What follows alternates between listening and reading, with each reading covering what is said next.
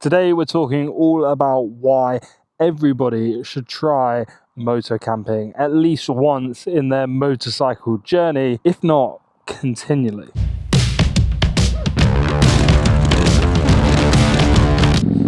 Yes people, welcome back to another video.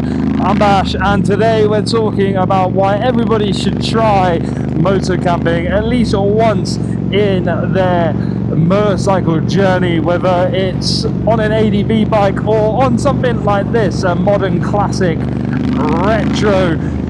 Moto camping is some of the best fun you can have on a motorbike. Traveling to a location where you know there's going to be good roads, mountain passes, and just spending time in the saddle, and then also get out there enjoying camping with your mates is just one of the best things about being on a motorcycle. Now, I'm aware that camping isn't for everyone, but when I say camping, I don't necessarily mean that you need to go and stay in the £20 tent that you bought from Decathlon 7 years ago. You could go glamping if that's more your style.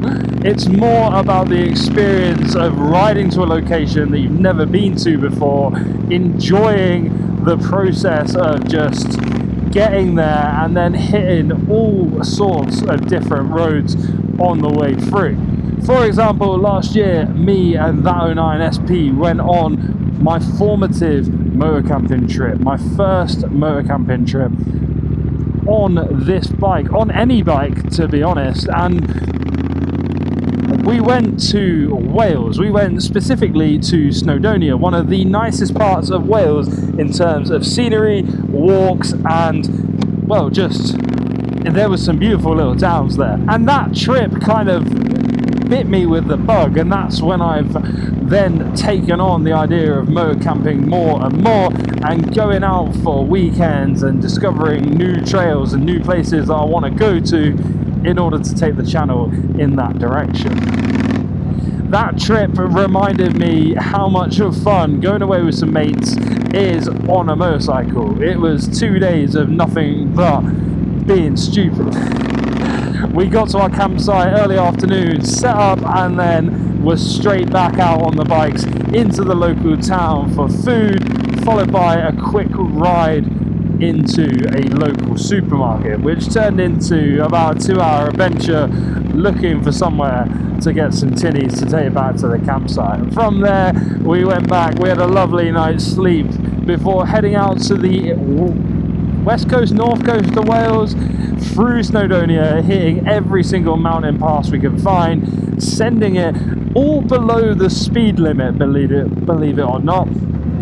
No controlled courses on our trip. It was a absolutely breathtaking ride where every corner was flowy, and it just really opened up the idea that motor camping is something that everyone really should try at least once. We can gap all this traffic. Love this bridge.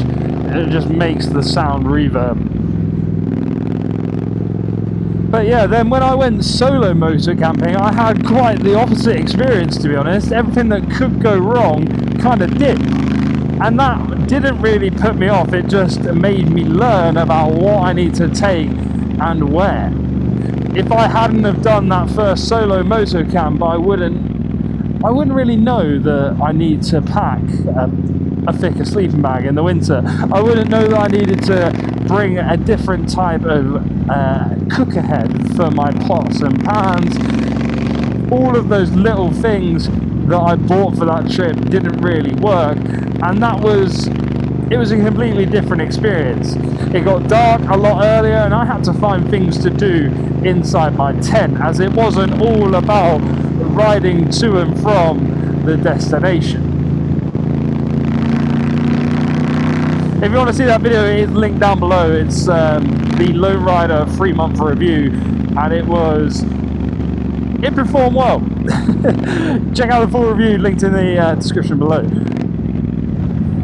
If you've ever thought about the idea of going motor camping, then you'll know you've probably looked at different adventures had by different people on YouTube. If you check out Midwest MX, he's always doing these cheap bike challenges where he is buying a cheap bike, motocamping with his mates, setting stupid little goals, and that's pretty much what we did. That's pretty much what brought me and that 09 into the motocamping sphere, and it is the same for most people that I speak to when it comes to motocamping. They have they've seen an experience that they want to replicate, they want to go away with their friends, and they want to do the same thing. If you're thinking about motocamping, you definitely need to try it. It is one of those things that will not get old. And the minute it does, well, there's always new locations, there's always Europe, there's always so much more to experience on a bike. And even if you do go motocamping for 1 or 2 days, there's nothing saying that you can't check into an Airbnb to really reset everything before you go again. Okay, Street Scrambler rider, whoever that was, near Tring, why are you not nodding?